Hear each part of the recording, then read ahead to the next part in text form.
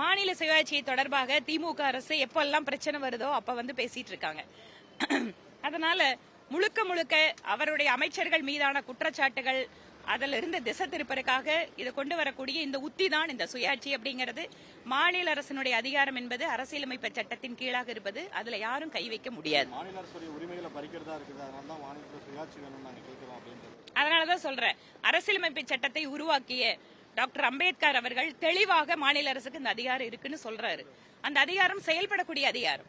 அதனால் இவர்களுடைய சுயாட்சியை பத்தி எத்தனை கமிட்டி போட்டிருக்காங்க, அதுக்கப்புறம் என்னாச்சு? சரி, இந்த கமிட்டியும் ரிப்போர்ட் கொடுக்குது, அதுக்கப்புறம் என்ன பண்ணுவீங்க? சரிங்க, ரிப்போர்ட் கொடுக்குது. ராஜமன்னார் கமிட்டி ரிப்போர்ட் கொடுத்தது, என்ன பண்ணீங்க? சரி, இந்த கமிட்டி ரிப்போர்ட் கொடுக்குது, என்ன பண்ண போறீங்க சொல்லுங்க? என்ன பண்ண போறீங்கன்னு சொல்லுங்க. அதுதாங்க இது எதுக்காக? கம்ப்ளீட்டா ஒரு டைவர்ட்டிங் டாக்டிக்ஸ். டைவர்ட் பண்றதுக்கு முடிவு பண்றாங்க. இன்னைக்கு அமைச்சர் பொன்முடி அவர்களை நீக்கணும் அப்படின்னு கவன ஈர்ப்பு தீர்மானம் கொடுக்கணும். அதிமுக அமைச்சர்கள் மீதான குற்றச்சாட்டு கவன ஈர்ப்பு தீர்மானம் கொடுக்குது. அதை பத்தி எல்லாம் விவாதம் பண்ணாம இப்ப ஏன் சுயாட்சி வருது?